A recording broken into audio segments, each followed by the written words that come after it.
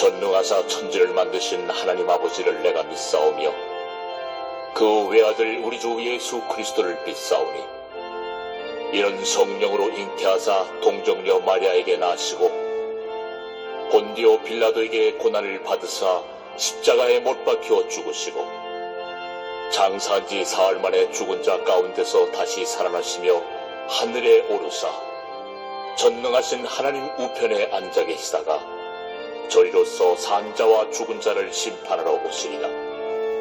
성령을 믿사오며 거룩한 공회와 성도가 서로 교통하는 것과 죄를 사하여 주시는 것과 몸이 다시 사는 것과 영원히 사는 것을 믿사옵나이다.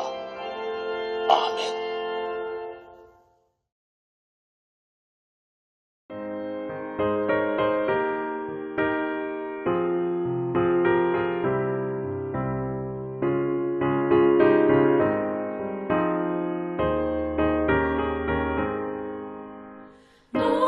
시험을 당해 죄 짓지 말고 너 용기를 다해 못 물리치라.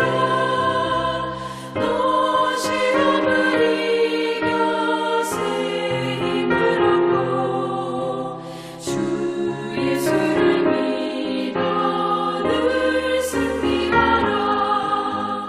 우리 구주의 힘과 그의 위로를 빌라. 주님 내 편에 서서 항상 도우시리. 내 친구를 삼가 잘 선택하고 너네를 삼가 늘 조심하라. 너 열심을 다해 늘 충성하고 온 정성을 다해 주 봉사하라.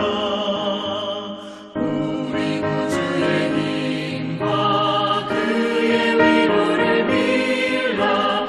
주님 내 편에 서서 항상 도우시리.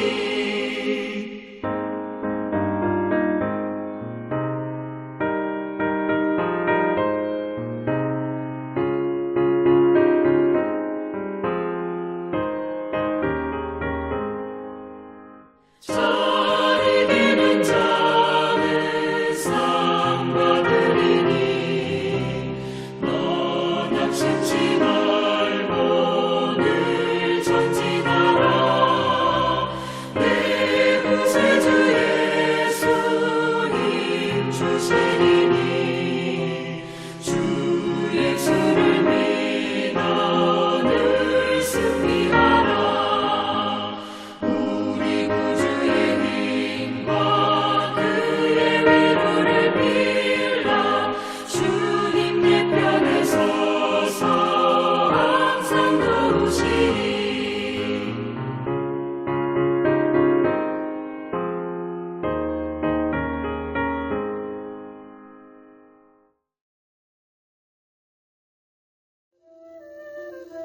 에브라임 사람들이 모여 북쪽으로 가서 입다에게 이르되 내가 암몬 자손과 싸우러 건너갈 때에 어찌하여 우리를 불러 너와 함께 가게 하지 아니하였느냐.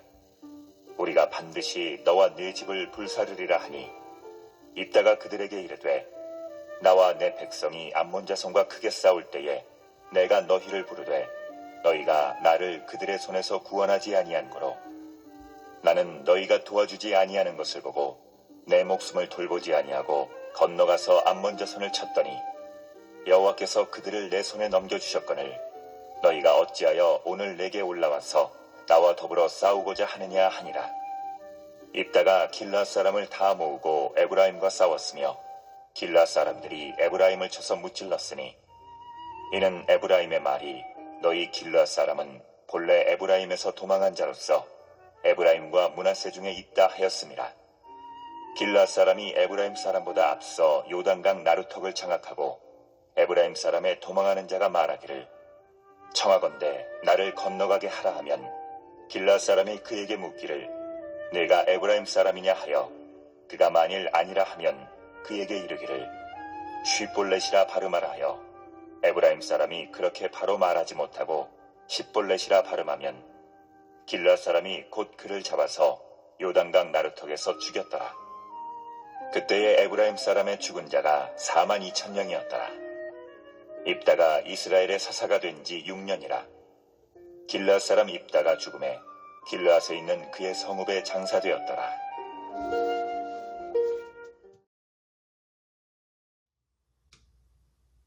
암몬을 물리친 후 평화가 기대되는 시점에서 입다의 서원, 지난주에 봤던 말씀과 함께 이번에는 에브라임 지파와의 분쟁 사건이 소개됩니다. 이 사건은 단순히 입다와 에브라임 간의 분쟁으로만 끝나지 않고 길르앗과 에브라임 간의 내전으로 이어집니다. 오늘 우리가 읽은 본문 1절에서 7절이 입다 서사의 마지막 단락이고 에브라임과 입다 간의 대화가 배경을 이룹니다. 요단 서편에 거주하던 에브라임은 요단을 건너 북쪽으로 갔습니다. 1절에 나오는 북쪽은 숫곳이라는 곳 근처인 것으로 추측이 됩니다. 입다에게 건너간 에브라임 사람들은 그가 암몬과 싸우러 갈 때 자신들을 전쟁에 부르지 않은 점을 따집니다. 이것은 세월이 흘러도 우월감과 교만이 여전히 그들에게 있었던 것을 보여주죠. 여호수아 시대에도 그랬고 이전에 봤던 기드온 사사 때도 그랬고 에브라임 지파의 이런 행동 이면에는 전쟁의 공을 차지하려고 하는 욕심과 지파를 장악하려는 권력욕, 전리품을 챙기려는 속셈까지도 있습니다. 에브라임은 우리가 반드시 너와 내 집을 불사르리라 하면서 입다를 협박까지 합니다. 에브라임의 태도는 기드온 때보다 훨씬 더 위협적이고 공격적이에요. 이에 입다는 먼저 이들 주장이 사실이 아니라고 반박합니다. 2절과 3절에서 실상은 입다가 그들을 불렀지만 그들이 입다와 길르앗 사람들을 구원하지 않았다라는 겁니다.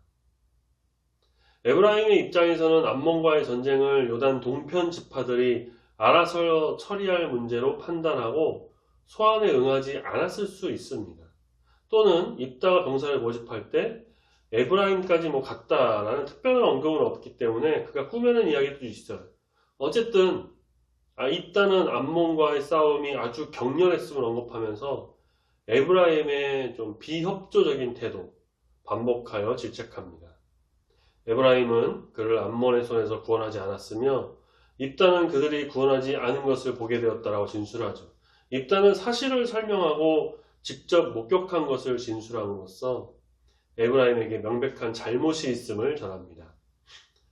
입다는 여기서 암몬 왕과의 논쟁에서 길르앗을 내 땅으로 부르고 자신을 암몬 왕과 동급으로 또 이스라엘 대표로 대우했듯이 이번에도 길르앗 사람들을 내 백성이라고 부르고 에브라임이 구원하지 않은 대상을 이스라엘이 아닌 나 자신이라고 표현하면서 여전히 이스라엘 왕처럼 굽니다.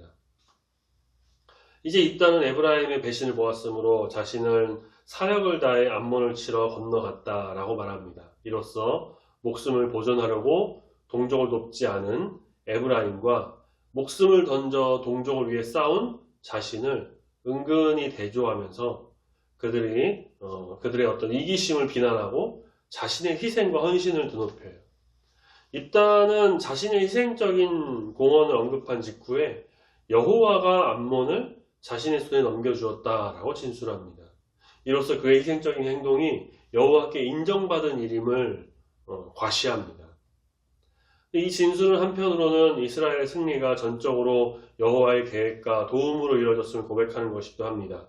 그리고 또 한편으로는 하나님께서 이스라엘을 구원하는데 입다를 사용하셨다라는 것도 부각합니다. 동시에 참전을 거절한 에브라임의 입다를 추궁하거나 시기할 권한이 또 없음을 알려주죠.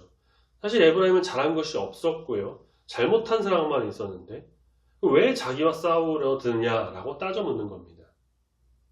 입다는 늘 그랬듯이 이번에도 자신이 상대보다 우위에 있다는 그것을 여기면서 상대의 잘못만 추궁합니다. 잘잘못을 따져 묻는 입다에 대해 대응은 좋은 말로 에브라임을 달랬던 이전의 기드온과는 다릅니다. 기드온은 에브라임에게 좋게 말해서 그들의 기분을 풀어주고 분쟁을 최소화했어요. 입다의 거센 반응과 또 뒤로 물러나지 않은 에브라임 지파로 인해서 이 논쟁은 결국 내전으로 바뀌고 아주 처절한 결과를 가져오게 됩니다. 상황이 역전되어서 입다가 자기를 추궁하자 에브라임은 출신을 운운하면서 입다와 길르앗 사람들을 좀 모욕합니다. 그들은 4절에서 길르앗 사람들이 본래 에브라임에서 도망한 자들이다 라고 하며 에브라임과 그의 형제 므낫세의 노예였다라는 것을 밝혀요. 그러면서 자신들의 우월함을 주장합니다. 하지만 에브라임의 말이 사실인지 뒷받침해줄 근거는 없어요. 에브라임이 입다의 주장에 반격하지 못하고 화제를 다른 데 돌려서 입다와 길르앗의 화를 돋운 것으로 보면은 이들이 애초에 소환에 응하지 않았을 가능성도 높습니다.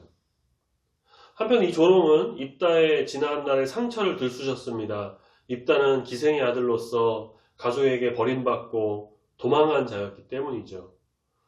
입다는 결국 길르앗 모두를 모아서 에브라임을 공격했습니다. 길르앗 사람들은 에브라임이 요단 건너 서쪽으로 도망하지 못하도록 요단 나루터를 장악했습니다. 전에는 길르앗 주민들을 터무니없이 에브라임에게서 도망한 자들이라고 비하했으나 이제는 에브라임 자신들이 실제로 5절에서 에브라임에 도망하는 자들이 되고 말았어요. 남을 비웃었더니 그 비웃음이 그들에게 그대로 자기에게 돌아왔죠. 나루턱을 장악한 길르앗 사람들은 요단을 건너려는 자들 중 에브라임 사람을 이제 구별하기 위해서 쉿볼렛이라는 발음을 해보도록 시킵니다. 쉿볼렛은 곡식의 나달 혹은 시내 이런 뜻을 가지고 있어요. 그런데 에브라임 사람들은 이 쉬를 시라고 발음해서 쉿볼렛이 아니라 십볼렛 그렇게 발음했기 때문에 들통이 금방 나버렸습니다. 이것은 사투리를 쓰는 사람이 표준어나 다른 또 말을 발음하는 것이 좀 어려운 것과 비슷한 그런 것이죠. 그래서 6절에 보니까 무려 42,000명이 적발되어서 나루턱에서 죽임을 당했습니다. 교만한 에브라임은 결국 동족에게 호되게 당하고 말았죠. 기드온 때 등장한 동족에 대한 보복과 살육은 아비멜렉 때 더 심화됐고 이번에는 한 지파를 거의 멸절할 정도로 악화됐습니다. 죽임당한 동족의 배반과 비협조도 문제지만 스스로 나서서 보복을 자행한 이들의 행동도 사실 정당화될 수는 없습니다. 2절로 끝났던 암몬 전쟁에 관하여서 길고 상세하게 기록된 이 내전은 이스라엘 공동체의 불화와 반목을 입증합니다.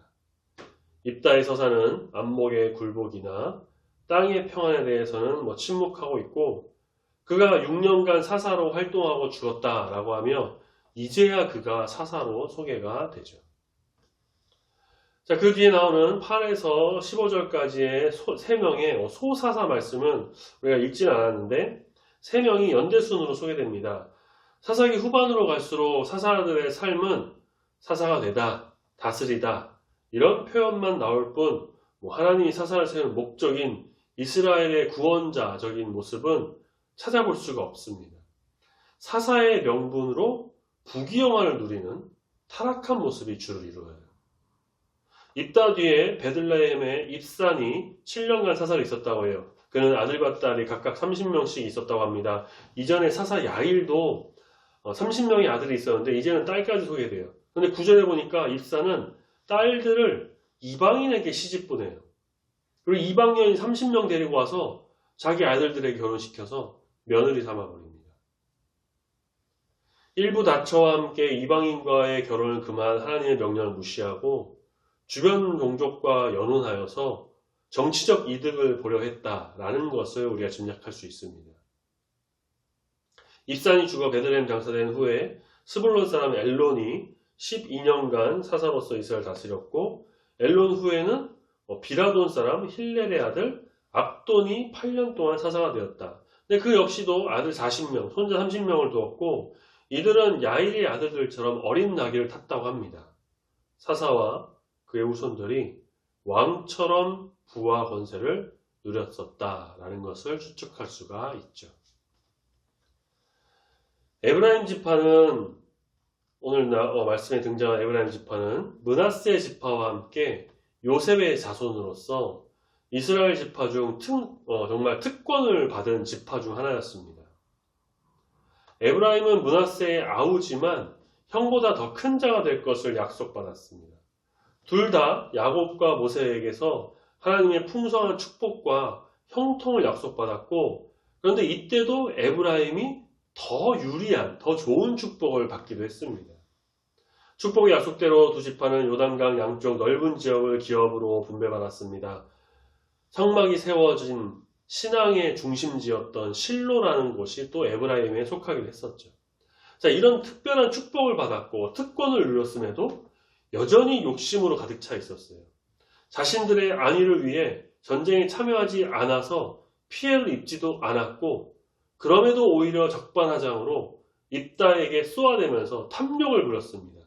자신들이 높은 위치에 있다라고 생각하면서 권력을 부렸고, 시기와 질투, 탐욕, 욕심을 부린 결과는 분쟁, 내전으로 이어졌고, 거기서 이겨서 무언가를 얻었으면 또 모르는데 오히려 대패하여 아주 수많은 사람이 죽고 말았죠.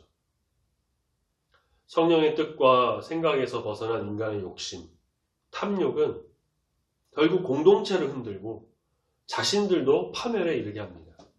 야고보서 1장 15절 말씀에 욕심이 잉태하여 죄를 낳고 죄가 장성한 즉 사망을 낳느니라 라고 하는데, 딱 이 시대에 에브라임을 두고 하는 말과 같죠. 우리도 욕심을 조심해야 합니다. 사실 사람은 누구나 욕심이 있습니다. 그런 말도 있죠. 서면 앉고 싶고, 앉으면 눕고 싶고, 누우면 자고 싶고. 인간의 욕심은 끝이 없어요. 만약에 끝이 있다면 왜 대기업이 본래 하던 사업만 하고 그냥 어느 정도 이익 보는 것을 끝내지 않고 거기서 계속 사업을 확장하고 다른 분야에도 진출하고 더 많은 이익을 보려고 하겠어요. 인간의 욕심은 끝이 없습니다. 계속해서 얻으려고 하고 차지하려고 하고 소유하려고 합니다. 우리도 마찬가지입니다. 그런데 욕심이 무조건 나쁘다라고 하는 건 아니에요. 적당한 욕심은 무료한 삶을 발전적으로 만들기도 하고 상황을 좋게 만들기도 하고 더 좋고 더 훌륭한 어떤 것을 만들어내기도 합니다. 욕심도 없이 나는 적당히 살다가 말아야지 라고도 할 수 있겠지만, 욕심이 좀 있어야 돈도 더 벌고 더 좋은 곳에서 살고 더 좋은 삶을 살아가려고 노력하기도 하고 자기 개발도 하고 그렇게 되겠죠. 중요한 것은 어느 정도 선이라는 것을 넘어서는 안 된다는 겁니다. 적당한 욕심. 물론 이 적당하다는 것도 주관적이긴 하지만 남에게 폐가 되지 않고 또 하나님 말씀에 어긋나지 않는, 그러면서 자기 개발에는 좀 도움이 되는 그런 상식선에서의 어떤 욕심은 필요할 수도 있겠지만, 과도한 욕심, 탐욕, 자기만 생각한 이기심, 남이 가지는 것은 두고 볼 수가 없는 시기와 질투, 무엇이든지 이런 과한 것은 좋지 않죠. 우리는 이런 탐욕을 버려야 할 것입니다. 오히려 이런 욕심을 가지는 건 어떨까 싶어요. 말씀을 내가 더 많이 읽겠다는 욕심, 내가 기도를 더 많이 해야겠다는 욕심, 예배에 진심을 담아서 나가겠다는 어떤 욕심, 더 많은 사람을 내가 전도해야겠다는 욕심, 더 좋은 것, 더 많은 것을 하나님께 내가 드려야겠다는 욕심. 우리는 주 안에서 늘 겸손하게 낮은 자의 자세로 우리 주를 바라보며 정말 탐욕을 내려놓고 주님께서 채워주시고 이끄시고 이루실 것을 기대하고 소망하는 마음으로 온전히 주 앞으로 나가는 주의 자녀가 되어야 할 것입니다. 탐욕은 결국 망하게 되는 길이 됩니다. 탐욕은 사탄이 주는 마음이에요. 죄라는 것이죠. 우리는 하나님의 자녀, 아름다운 성도로서 하나님이 주시는 마음을 가지고 우리 주를 향한 열정, 믿음의 욕심을 좀 가지고 이 세상에서 주의 뜻을 세워나가는 거룩한 성도, 우리 중부교회 모든 성도님들이 다 되시기를 소망합니다. 아멘.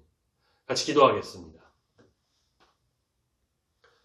사랑해 주 하나님 아버지, 오늘 이 시간도 주 앞에 나와 예배드리며 특별히 말씀을 묵상함으로 주의 뜻을 깨달아 알아가게 하심에 감사합니다. 입다는 암몬과의 전쟁에서 승리하였지만 에브라임의 시기와 질투, 또 욕심으로 인해 그들과 분쟁을 겪고 결국 내전까지 일어나는 것을 보게 됩니다. 사람의 욕심이, 이러한 탐욕이 얼마나 안 좋은 결과를 가지고 오는지를 보게 됩니다.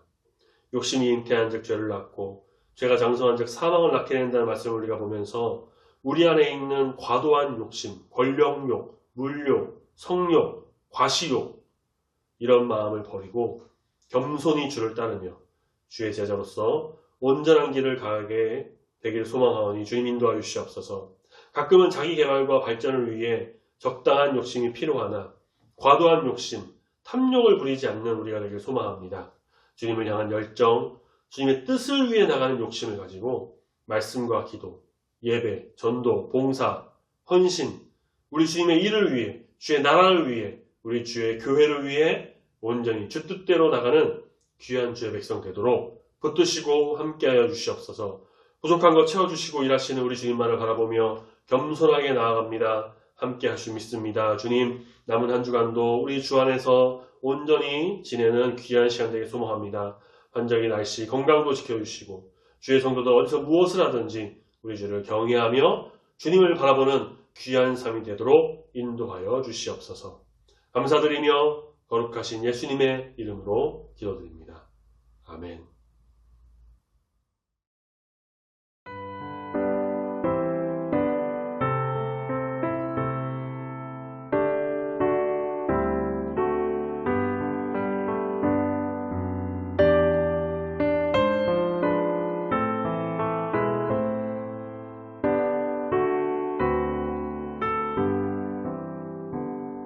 성자의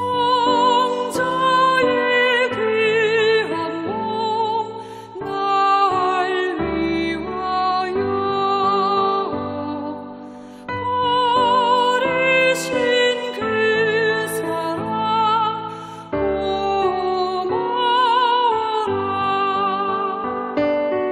내 머리 숙여서 주님께 비는 날 너무 주님께 바치리까. 지금도 날 위해 간구하심 이 옅은 믿음이 없나니 주님의 참사랑 고맙고 놀라워 찬송과 기도를 쉬지 않네.